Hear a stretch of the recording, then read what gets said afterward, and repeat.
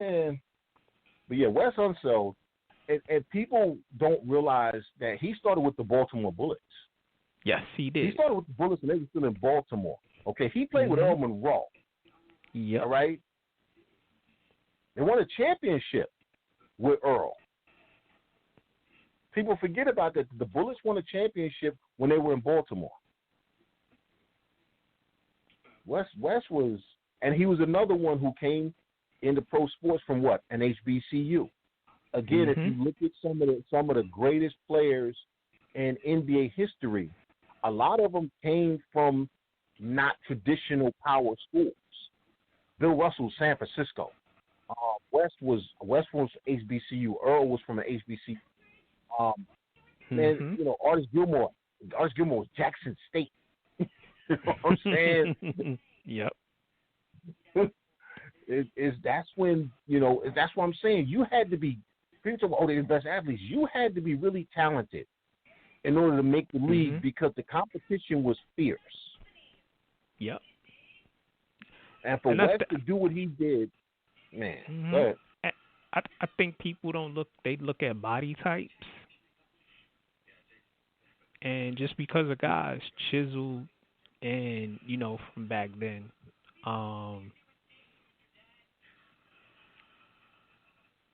they actually might be better because they ain't had medicine and they weren't lifting weights like when I got to college, and especially high school, we started lifting weights.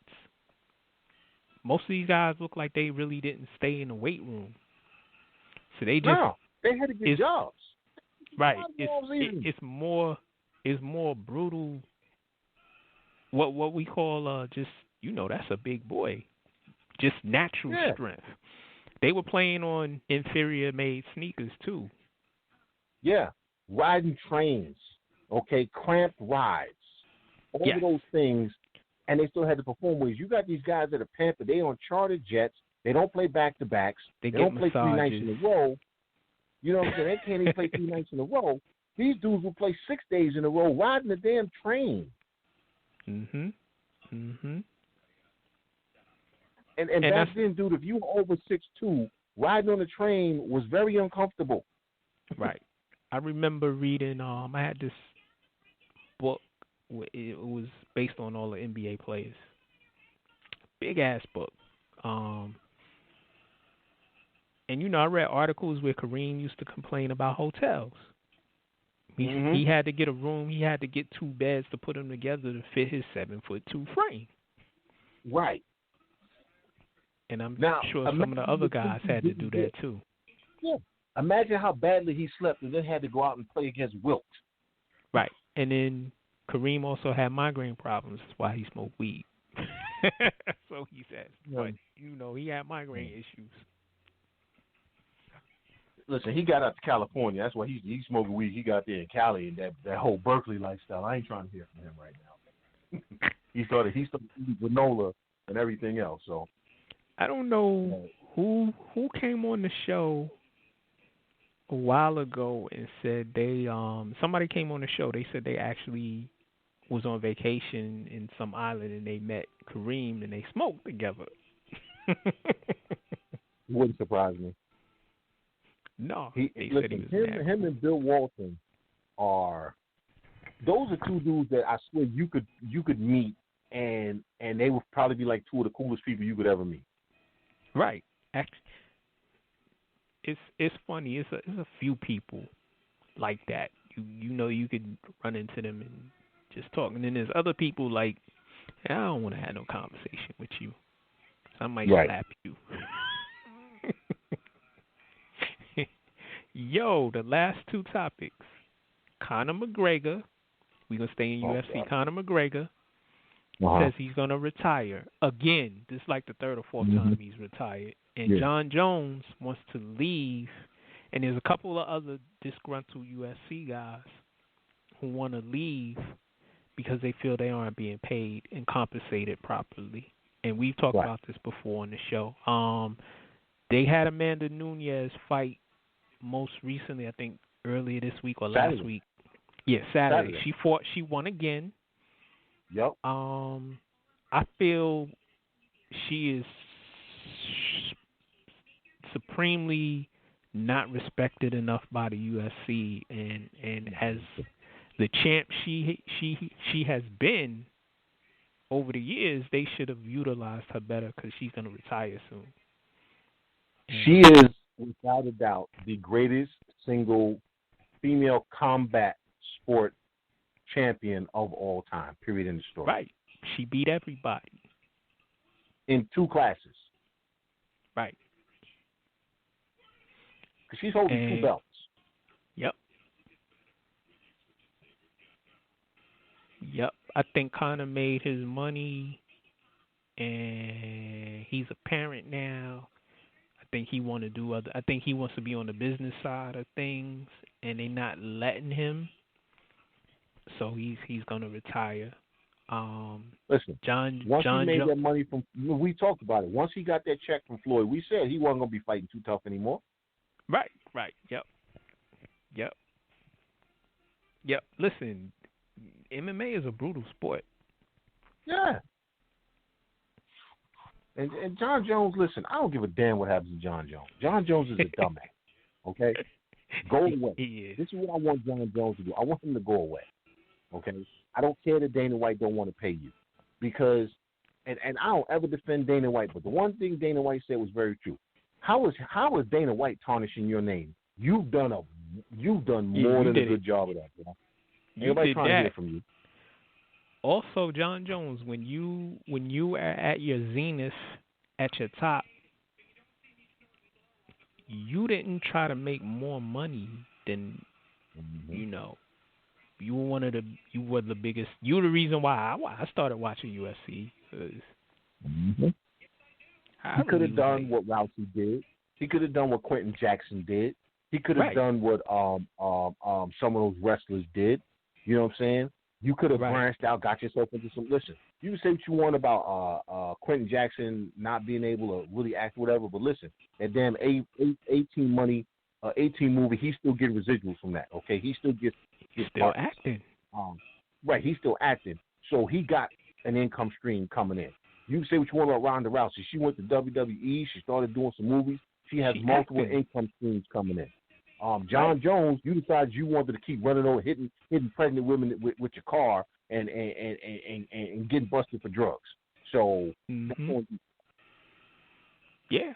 Yeah, and it's also on you for not trying to get more money. You know, I looked at some of his old numbers. I'm like, yo, dude, really?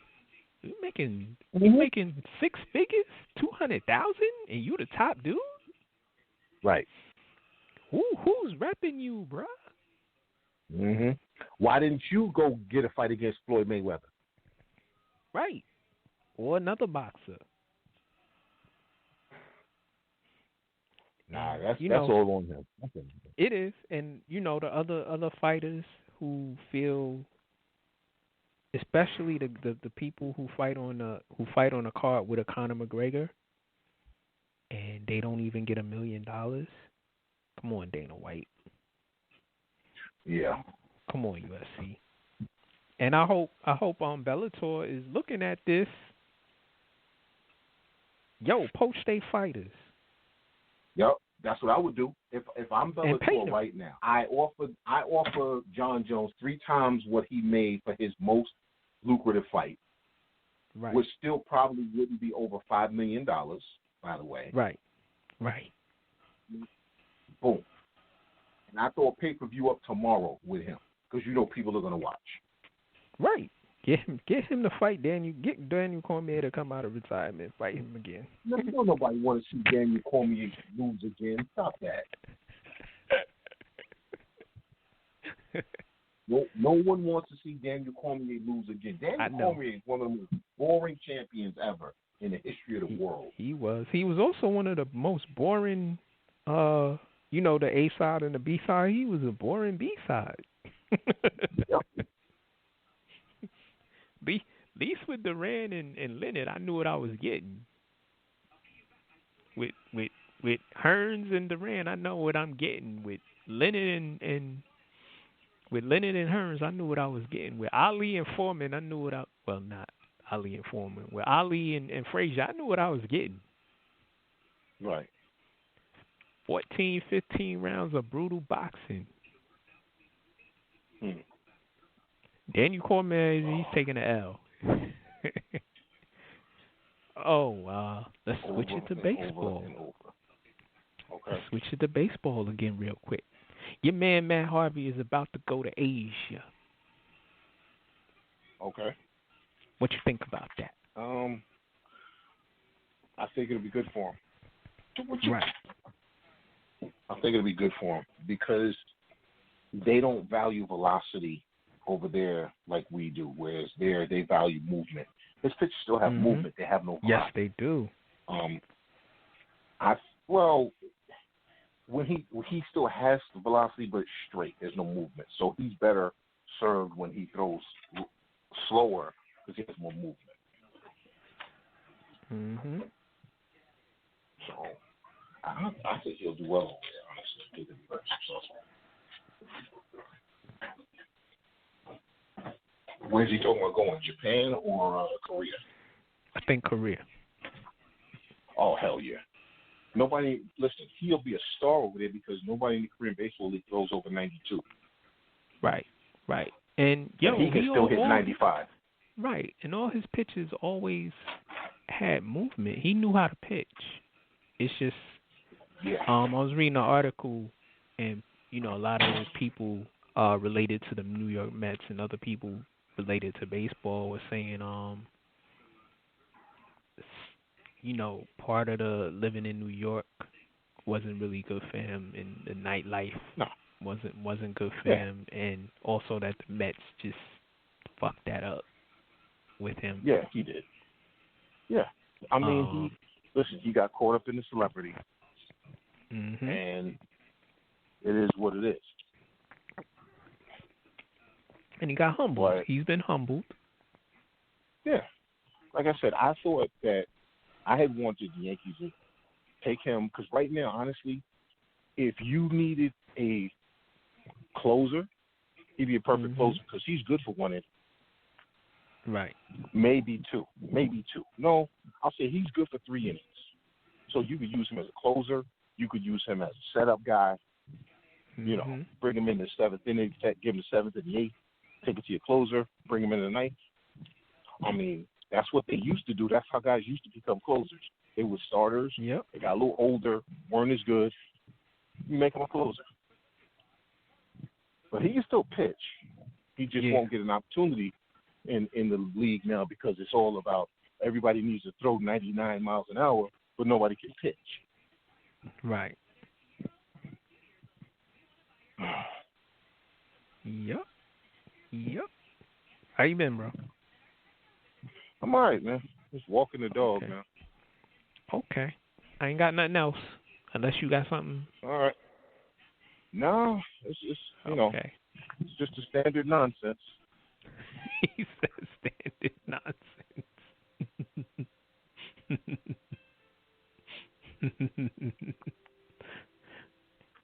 Yeah. So we gonna end this. We might be on tomorrow. If not, we'll be think back on Friday.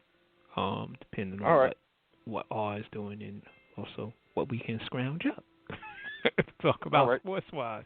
It's been In the Paint, the realest show in sports. Thank you everybody who called in and chimed in. Thank you to those listening online. Hopefully we'll be back tomorrow. The calling number is 347-426-3634. I'm Max 611. The dude that broke out silently is R. Jones, better known as Angus Black. I'm gonna just play some hip hop right now. Take us out. My man Jizza. I've seen a kid one night at Dissing 50 had a Wu-Tang logo on his face. I mean, just a tattoo this big, and then a whole bunch of other shit carved on it. You don't see that often. And I mean, I've never seen a G-Unit logo on someone's face or arm, or not saying that there isn't, but I would say it's sort of like a cult following, but we're just regular people. I mean, I look at myself as a regular person.